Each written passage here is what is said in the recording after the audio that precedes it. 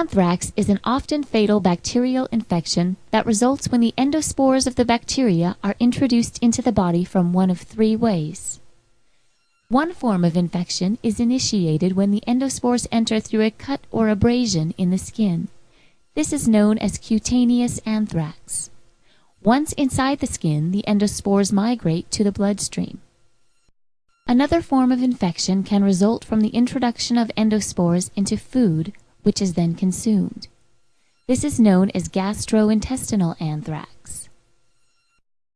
Inhalation anthrax is the third form of infection and occurs when airborne endospores are inhaled into the body. After a brief journey to the lungs, the endospores enter alveolar sacs where they attach to the tissue of the alveoli. This is where the body initiates an immune response against the anthrax endospores. Immune cells in the body, called macrophage cells, become alert of the endospores' presence and begin to attack by exiting the bloodstream. The immune cells engulf the endospores as foreign bodies and then enter back into the bloodstream where they travel for a brief time. The normal response of macrophage cells is to destroy bacteria allowed to invade the body, then travel to lymph glands where they prepare the immune system for future attacks.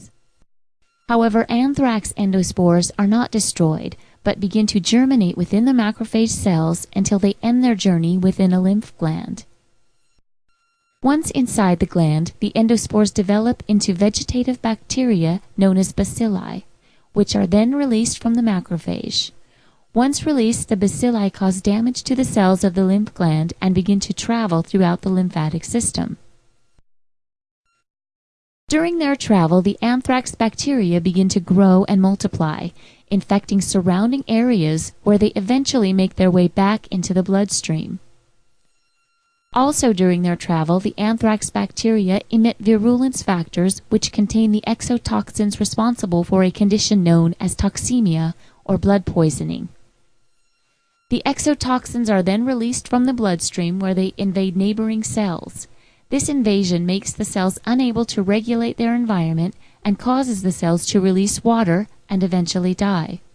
This buildup of water causes a condition known as pulmonary edema, in which a large amount of fluid accumulates in the lungs, resulting in tissue damage and pulmonary complications. For most people, symptoms can occur between 1 and 7 days from exposure to the anthrax bacteria. Such symptoms resemble a common cold and may include fever, cough, chills, muscle pain, shortness of breath, and shock. Inhalation anthrax, if not treated, can progress to severe disease and is usually fatal.